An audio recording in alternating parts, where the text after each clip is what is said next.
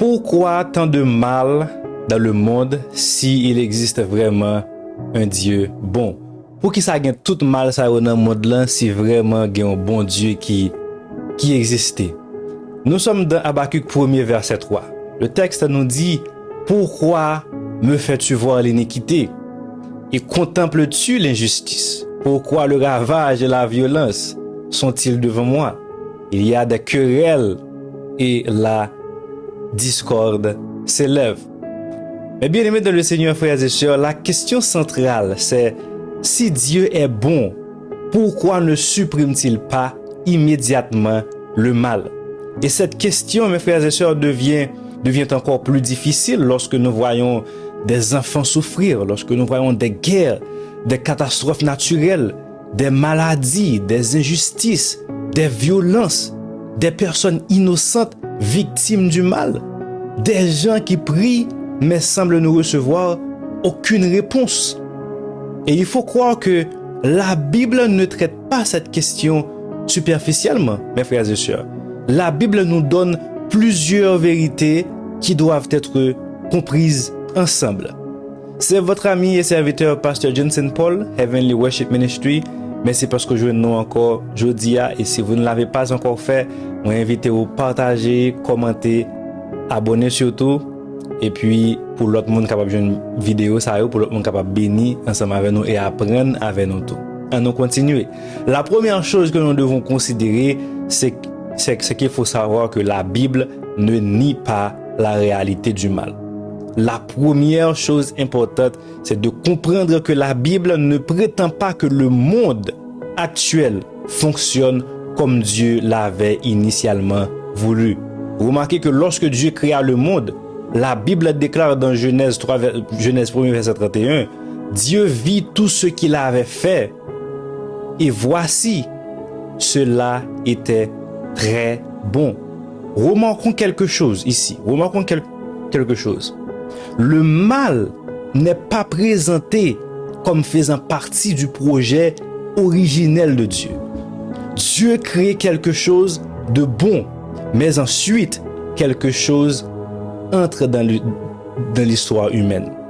Le mal entre dans le monde. À travers quoi? À travers la chute. Genèse chapitre 3 raconte la désobéissance d'Adam et Ève. Dieu leur avait donné une liberté réelle, mais cette liberté impliquait également la possibilité de désobéir. Ils choisissent de désobéir. Et les conséquences sont profondes. Dans Romains 5 verset 12, nous lisons: c'est pourquoi, comme par un seul homme le péché est entré dans le monde, et par le péché la mort.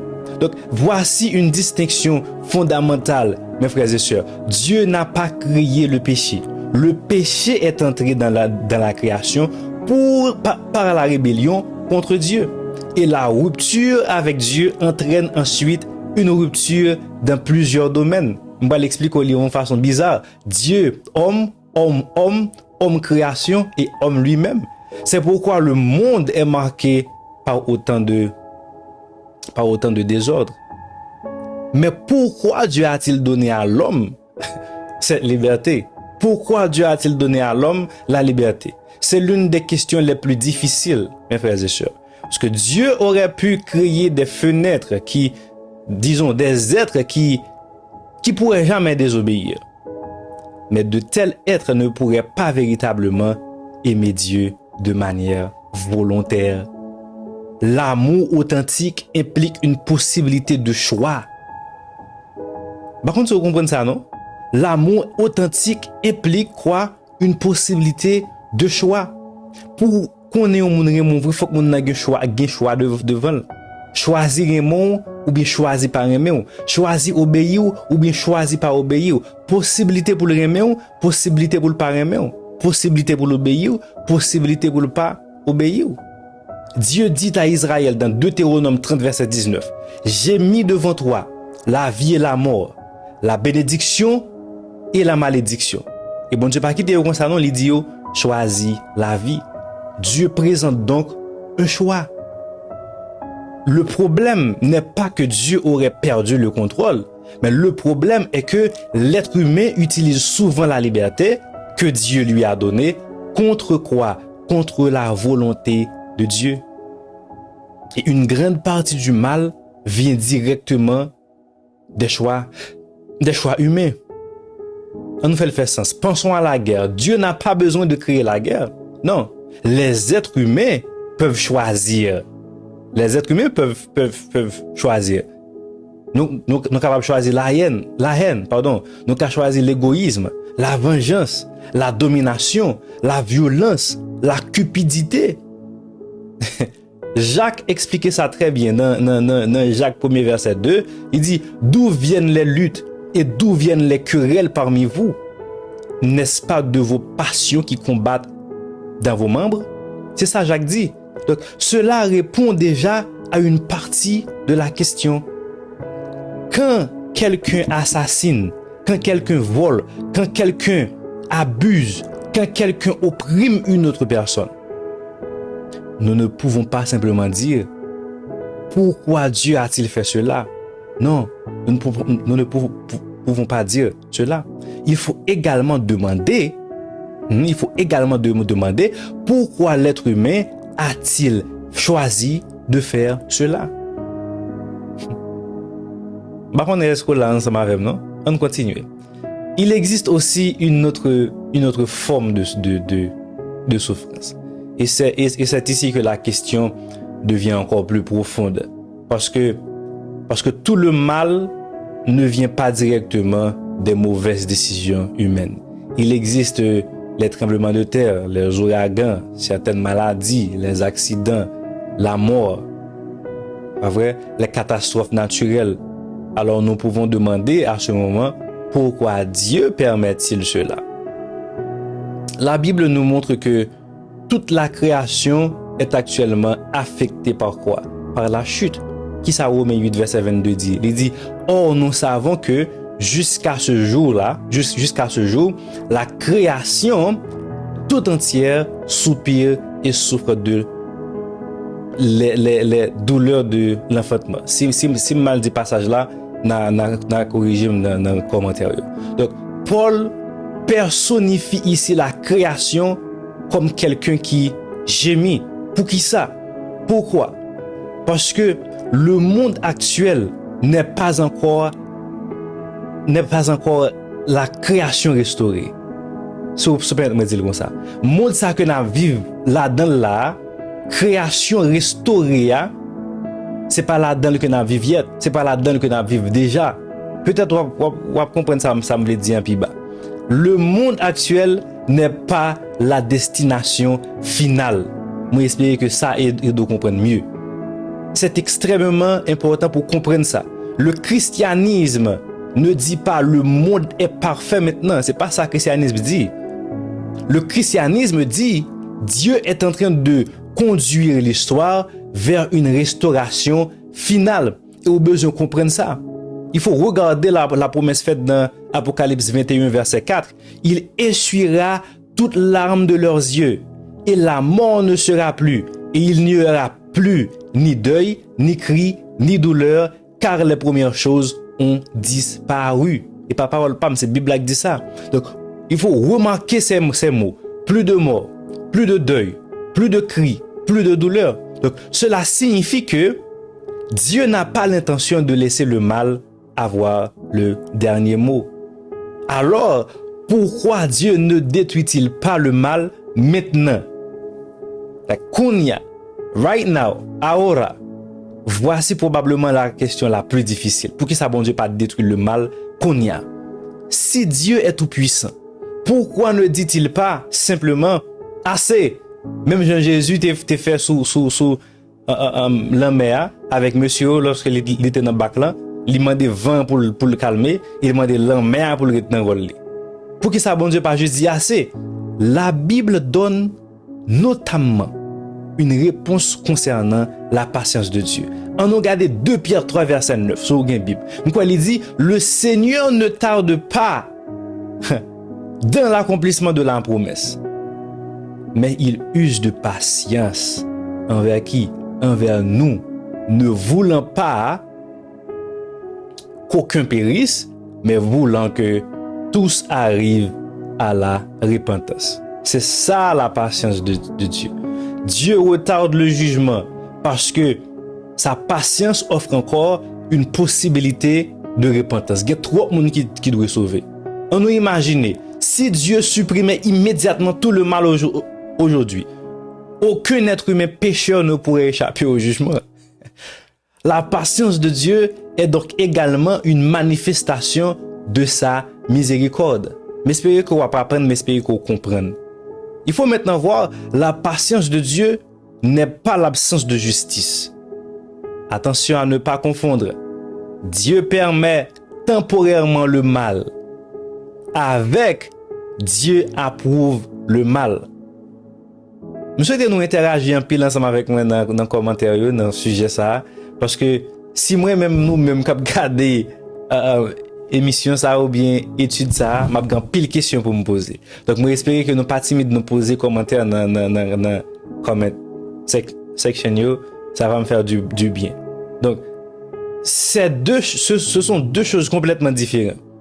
Patience bon Dieu à l'égard du mal et bon Dieu approuver le mal. Donc, Dieu peut permettre quelque chose pendant un temps sans considérer cette chose comme bonne.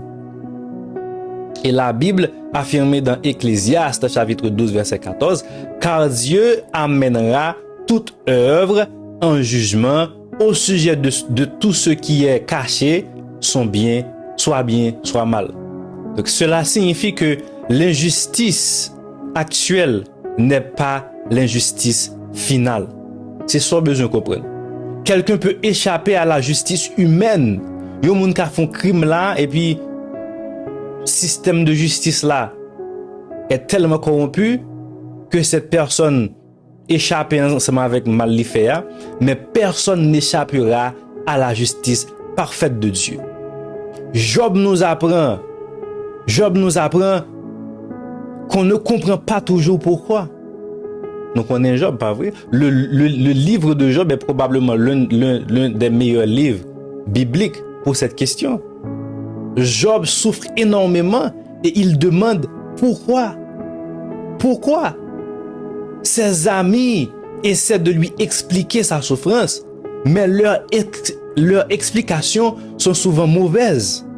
Et finalement, dans le dernier chapitre Job là, Dieu parle. Et Dieu ne donne pas à Job une explication détaillée de chaque événement.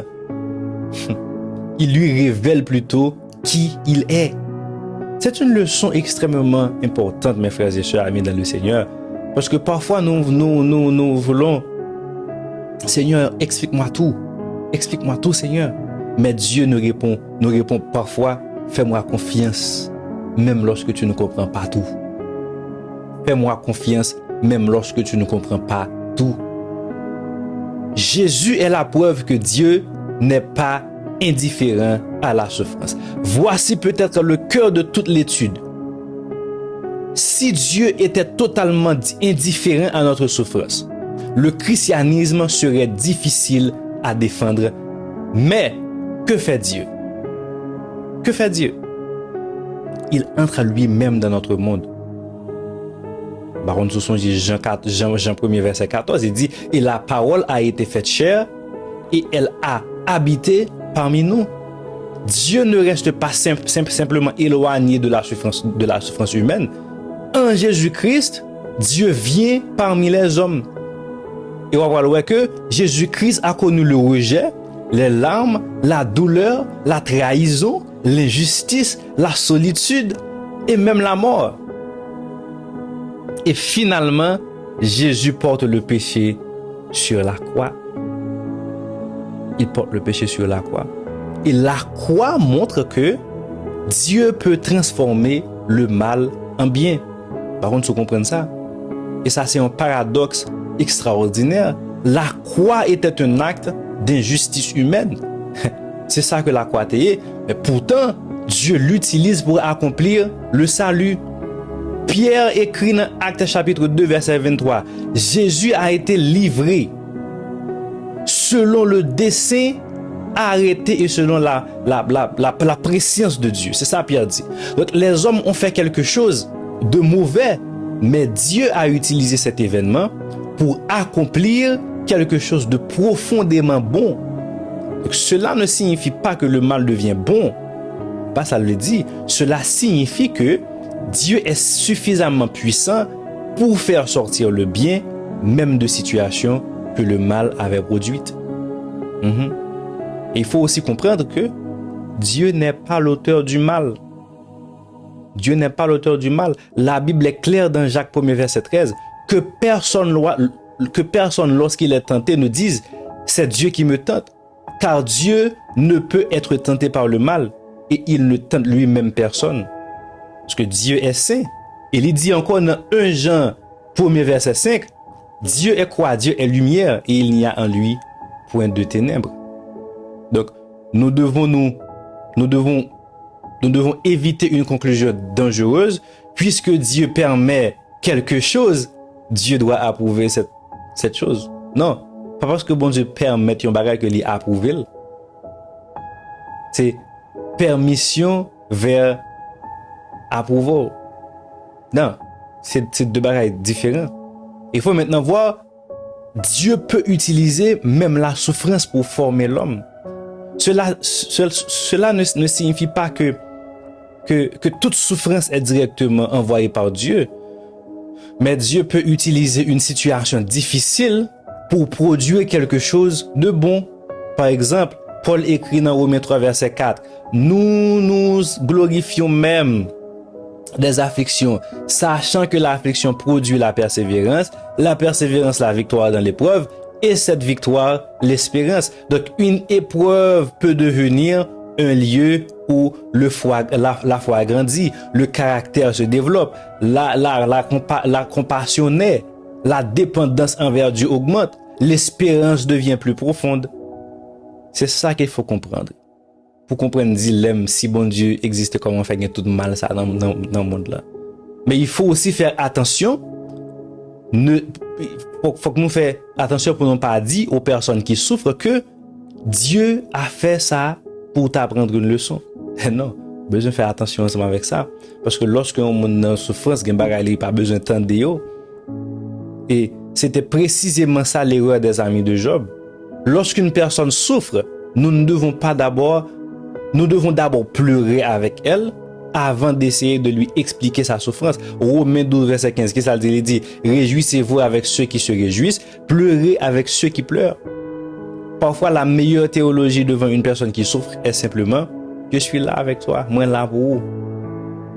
C'est le plus meilleur bagage que vous êtes capable de dire au monde qui a souffert, qui ses amis.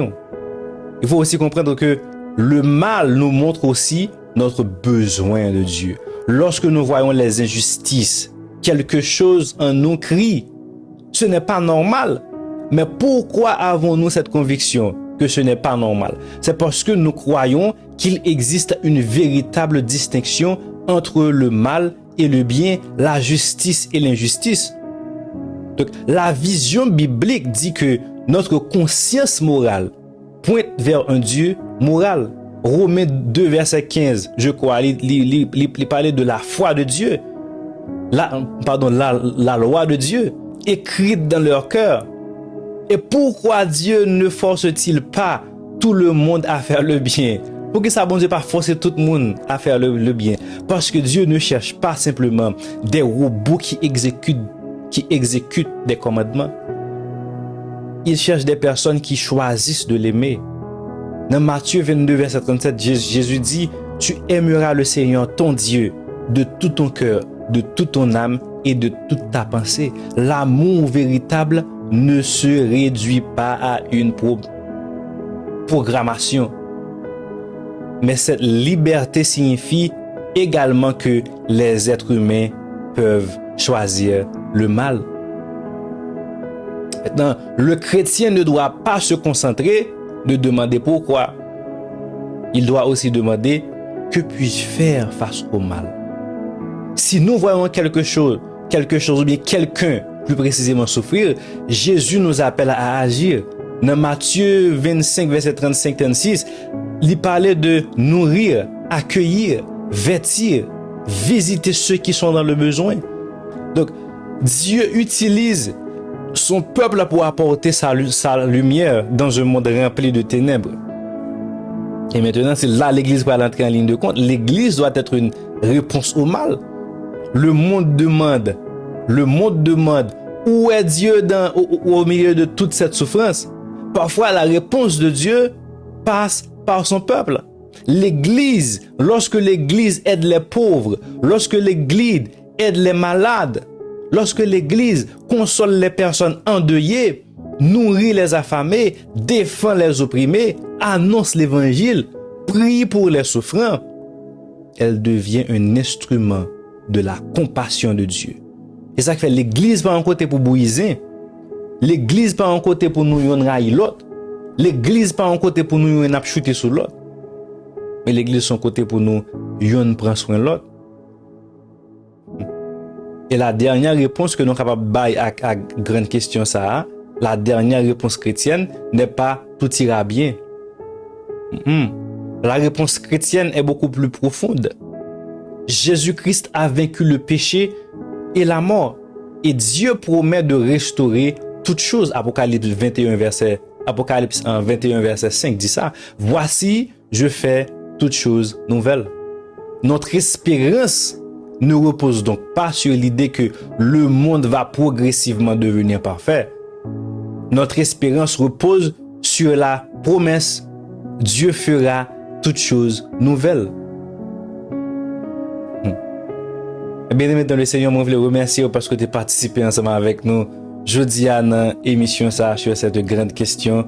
Si bon Dieu existait, pourquoi y a-t-il tant de mal dans le monde? Moi fais un grand râler pour m'expliquer, basé sur la Bible, sur la parole de Dieu, des réponses claires pour aider à comprendre, sans besoin de comprendre, de la liberté de l'homme et la justice et la souveraineté de Dieu. Moi espère jouer nous ensemble avec moi encore dans le prochain épisode. Que bon Dieu bénisse, que bon Dieu continue à garder, qu'il veille sur toi et ta famille. Restez avec la paix. Dieu vous bénisse tous.